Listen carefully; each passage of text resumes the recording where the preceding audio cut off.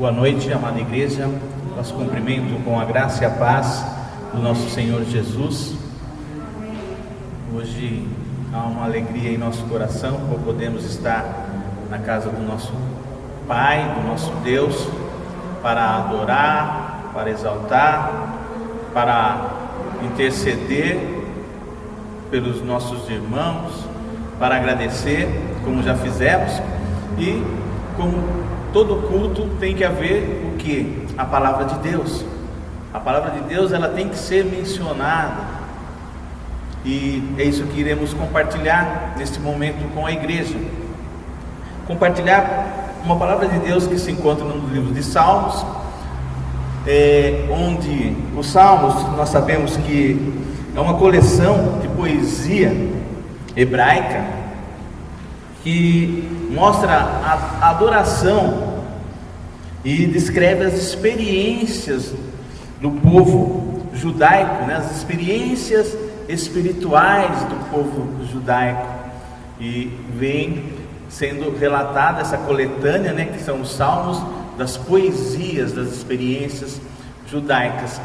Salmos estes, que são 150 salmos, eles divididos ou subdivididos em 5 partes, tá? Sendo de instrução, né? Sendo de louvor e adoração, ações de graça, devocionais, messiânicos e históricos, tá? Nós vamos estar compartilhando com os irmãos nesta noite os 7 primeiros versículos que está no Salmo de número 25, Salmos de número 25, esse que se enquadra dentro dessa subdivisão nos de instrução, tá bom? No de instrução, Salmo 25,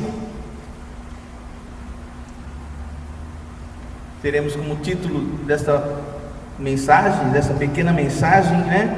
Oração a Deus por auxílio. Amém? É o que nós mais fazemos, socorro, Senhor, né? E esse salmo, ele fala um pouco a respeito disso. Vamos lá. Salmo 25, verso 1, que diz assim: A ti, Senhor, elevo a minha alma. Deus meu, em ti confio. Não seja eu envergonhado, nem exultem sobre mim os meus inimigos. Com efeito, dos que em ti esperam, ninguém será envergonhado. Envergonhados serão os que sem causa procedem traiçoeiramente. Faze-me, Senhor, conhecer os teus caminhos, ensina-me as tuas veredas, guia-me a tua verdade, ensina-me, pois tu és o Deus da minha salvação, em quem eu espero todo o dia. Lembra-te, Senhor, das tuas misericórdias e das tuas bondades, que são desde a eternidade. Não te lembres dos meus pecados da mocidade, nem das minhas transgressões. Lembra-te de mim segundo a tua misericórdia, por causa da tua bondade, ó Senhor. São só esses 7 versos que iremos discorrê-lo, e versos esses que Deus colocou em meu coração, que é interessante, que eu venho pedindo a semana toda. Teve uma ocasião em que Deus falou no meu coração, e durante o sonho, só que eu não anotei, né? Daí eu falei, isso foi no meio da semana, pois eu já sabia que entraria a mensagem já há quase 15 dias, né? Que, como se fosse uma escala que o pastor já determinou, e no fim eu não anotei, fiquei muito triste, continuei orando para que Deus, né, falasse ao meu coração para compartilhar, e Deus colocou ontem esses versos do Salmo 25, esses primeiros versos que eu vou estar comentando com a igreja. Por isso até eu compartilho essa experiência, porque é muito importante anotar, né? Quando Deus fala ao nosso coração, vai e anote, corra e anote, né? Porque são muitas coisas, eu não sei, eu pelo menos acontece Eu tenho que anotar, ando com o caderninho, a caneta, anoto quase que tudo para não estar esquecendo depois. Muito bem, esse verso de número 1, a Ti, Senhor, elevo a minha alma. Eu fui numa Bíblia que é a The Word, tá? Ela tem o dicionário Strong. Esse dicionário Strong é onde tem a transliteração, a tradução dos verbos, algumas palavras, do significado desses verbos, dessas palavras em hebraico, tá? E aqui nesse primeiro verso, a Ti, Senhor. Esse Senhor, o Strong, ele diz assim para nós: Javé, que é igual àquele que existe, nome próprio do único Deus verdadeiro. Então Davi, ele já sabia que as suas orações sejam de ações de graça, sejam de petições, sejam lá, ele tinha que ir a esse Deus único, a esse Senhor. Esse é o Senhor a quem ele dirige essas palavras: a Ti, Senhor, elevo a minha alma. Até agora, algo que eu sempre vou estar lembrando, que é da pessoa do pastor César, que quando você ler na Bíblia a palavra alma, já automaticamente vá gente, tá? Então a palavra alma significa gente. E o dicionário Strong, ele diz assim: alma, ser, vida, criatura, pessoa, mente, ser vivo, emoção, paixão. São sentimentos que somente alguém pode ter. Amém? Então, alma, o hebraico, ele é traduzido desta forma. Então, Davi aqui nesse primeiro verso: a Ti, Senhor, elevo a minha alma. Olha que introdução, amados, de alguém que nos ensina a quando quisermos nos dirigir a Deus. A Ti, Senhor, eleva a minha alma, né? E de repente você pode substituir tranquilamente, porque já é do nosso costume mais ocidental: a Ti, Senhor, elevo o meu coração. A Ti, Senhor, elevo o meu espírito.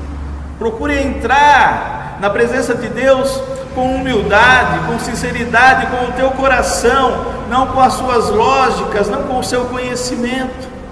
Amém, queridos? E aqui Davi, era isso que ele estava fazendo: a Ti, Senhor, elevo a minha alma. No verso 2: Deus meu, em Ti confio, não seja eu envergonhado, nem exultem sobre mim os meus inimigos. Davi vinha, já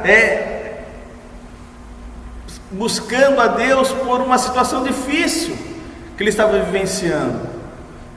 Não queria ser envergonhado, estava clamando a Deus para que não fosse envergonhado. E essas palavras, esse Deus, tá? Que é o Elohim, em hebraico, ele fala que é o governante, o juiz, esse Deus que governa, esse Deus que é juiz, que Davi estava recorrendo, que estava buscando, que estava clamando, e clamando nesse momento com essas palavras, que não queria ninguém, não seja eu envergonhado, nem exultem sobre mim os meus inimigos.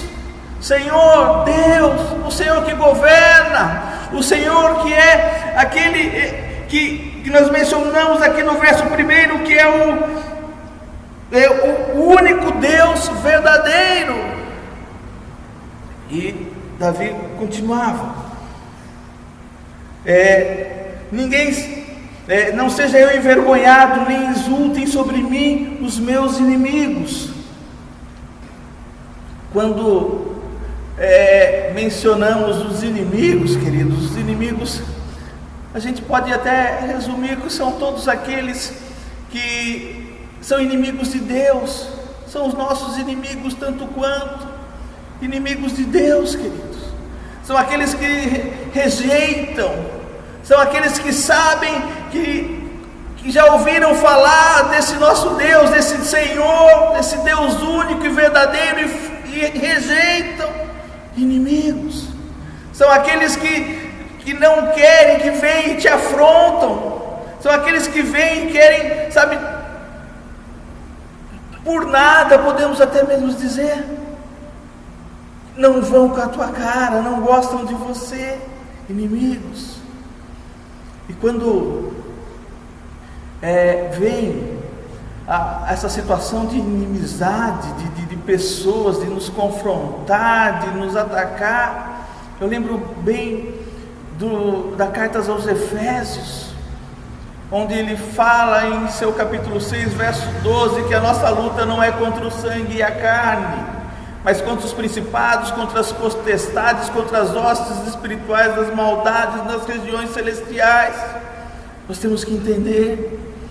Eu não sei, amados, talvez muitos aqui de vocês já tenham nascido num lar cristão, tido esse privilégio, esta bênção, mas eu não posso falar, um dia eu estive no mundo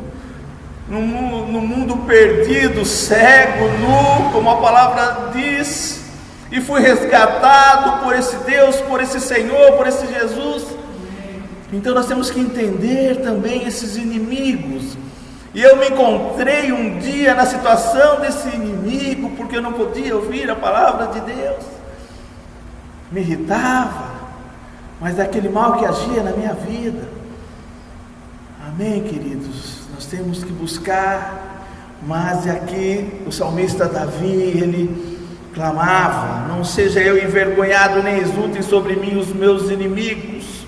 No verso de número 3, com o efeito dos que em ti esperam, ninguém será envergonhado. Envergonhados serão os que sem causa procedem traiçoeiramente. Em ti esperam. Esperar ou aguardar ansiosamente, K-V-A-H, tá? Soletrando para os irmãos a palavra em hebraico, e essa esperando ansiosamente. Eu até, quando buscava de Deus uma compreensão, algo, e buscando também o conhecimento, essa questão da ansiedade, né? A ansiedade, ela bem controlada, queridos, faz parte de nossa vida. Quem é aquele que não ora por alguma causa? Já várias quartas-feiras, e Deus nem sequer o sinal ainda não enviou, e aquela ansiedade fica batendo em nosso coração, fica batendo. Mas nós, como nós vamos ver em alguns dos versos seguintes, nós acreditamos, nós esperamos, nós confiamos, e é isso que Deus quer. Amém? E aqui a própria tradução diz, né? Aguardar ansiosamente por alguma coisa, por algo. Envergonhados é aquela situação, né, de ficar embaraçado, ficar desapontado. Essa situação que o salmista Davi clamava a Deus para que não o deixasse nessa situação, ser envergonhado, ser desapontado. Ele cria num Deus o qual ele servia, o qual ele entregara a sua vida, sem causa, né? Que aqui é interessante esse sem causa, amados, tá? Aqueles que sem causa traiçoeiramente. Então, sem causa, ele clamava aqueles que sem causa. Então, dependendo, se houver alguma causa, você não pode clamar a Deus.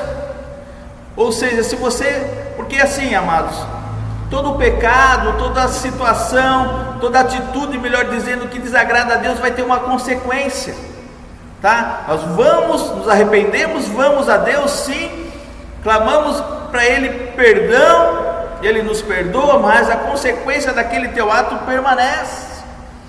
Mas aqui o salmista está falando aqueles que sem causa, não tem motivo algum para me fazer mal, eu não mereço. Vocês estão entendendo? Davi fala, eram essas palavras do salmista: eu não mereço, Senhor. Porque algumas situações a gente sabe que merecemos, e com o salmista não era diferente. Muito bem. Traiçoeiramente, né? Que é o agir deslealmente, enganosamente, tratar deslealmente.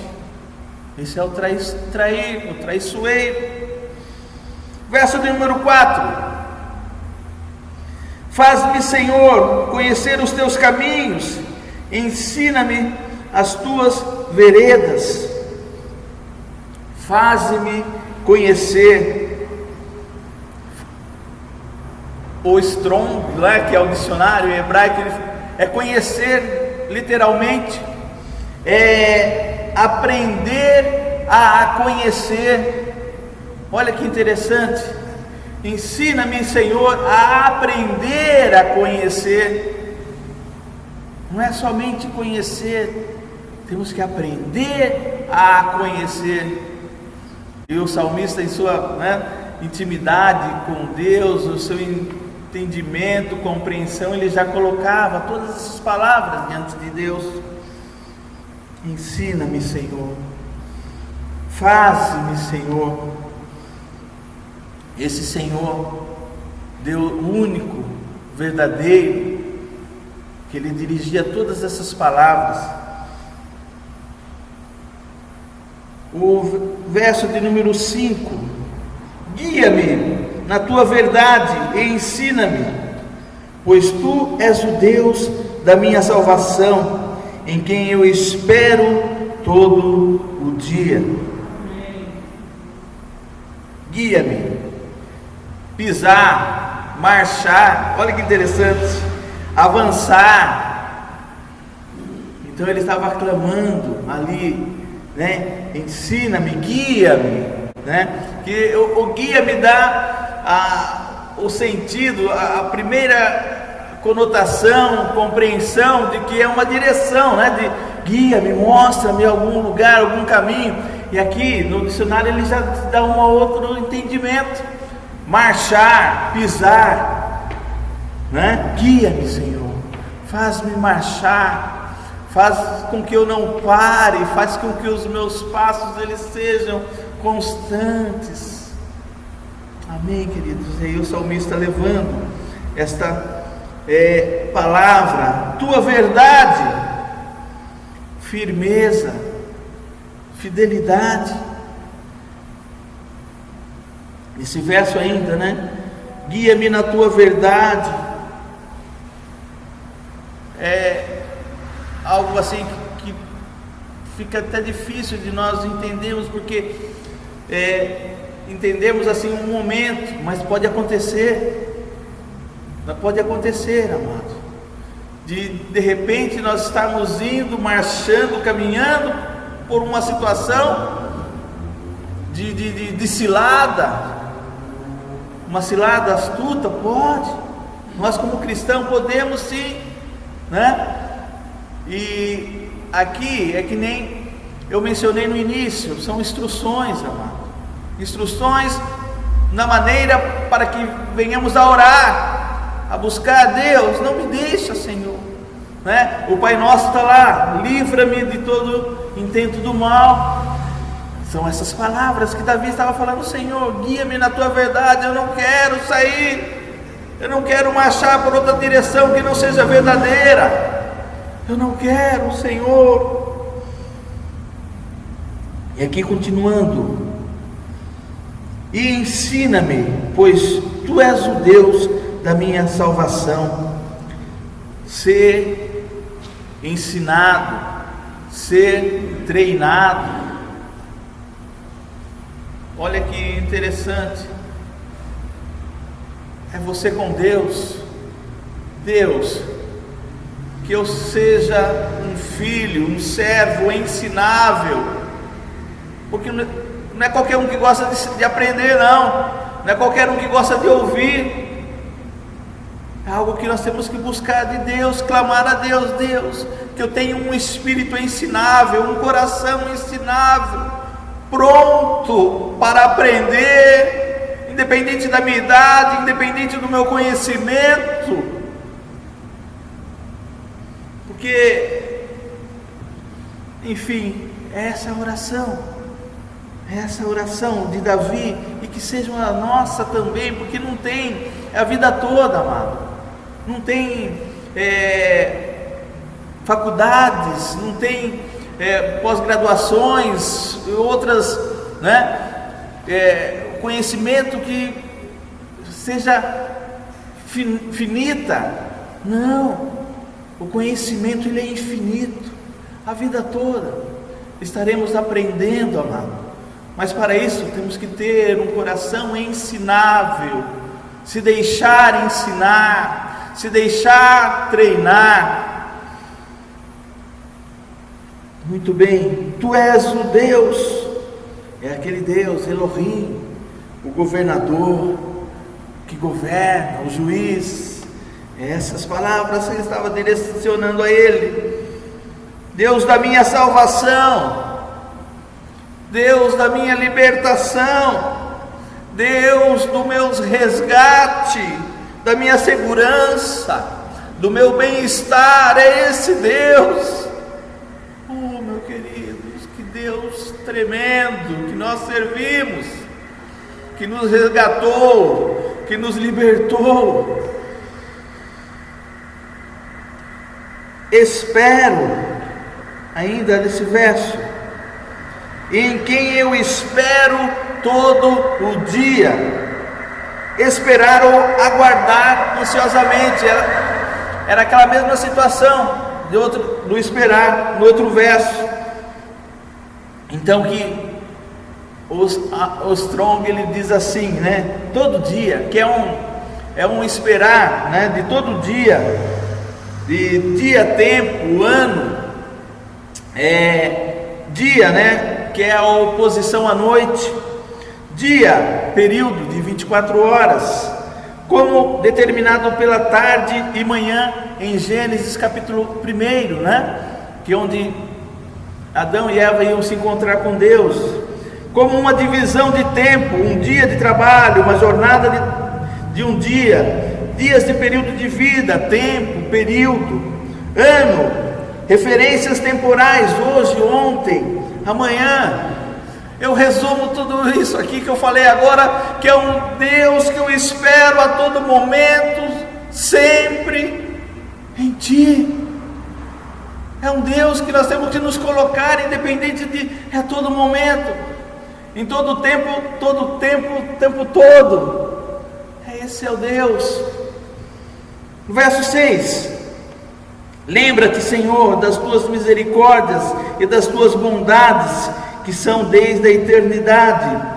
Lembra, recorda, trazer à mente, Senhor, esse Deus verdadeiro, único, tuas misericórdias, compaixão.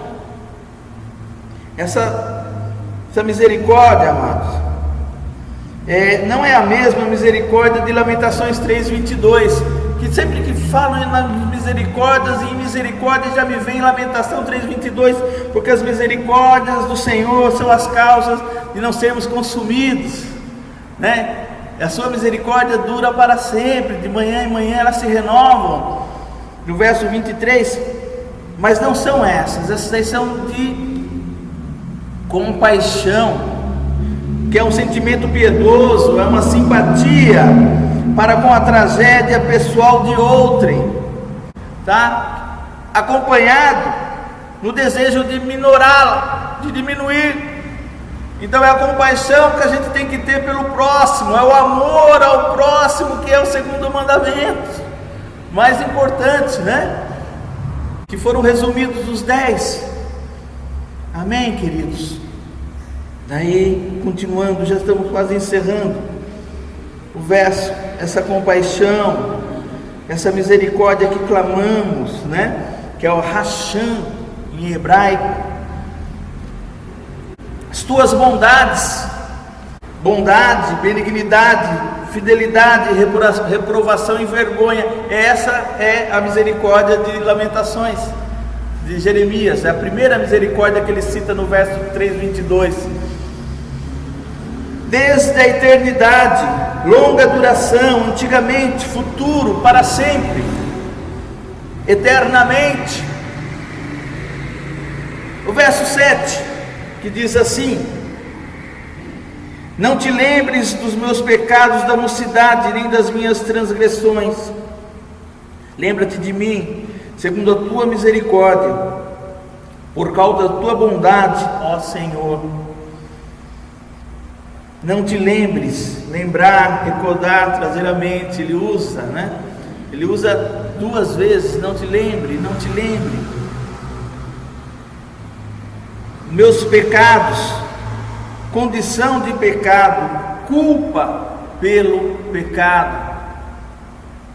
Ele já sabia, ele estava reconhecendo, que é algo também importantíssimo, que nós aprendemos muito: reconhecer onde é que estamos pecando ou pecamos, porque isso também, às vezes, do olho externo fica fácil de detectar, mas a pessoa mesmo que está em pecado, que está pecando, ela acha que é normal. Não, que Davi reconheceu, esse pecado era reconhecido, e ele clamando, da mocidade, que é a juventude, algo semelhante a nós, minhas transgressões, que é a transgressão, é a rebelião. Lembra-te, mais uma vez, ele fala: lembra-te.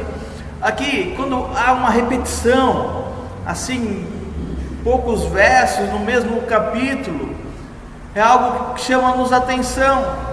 Atenção em que sentido? Que será que Deus não lembrava? Deus não lembra? Um Deus todo-poderoso, que nós conhecemos, que nós sabemos que pode todas as coisas,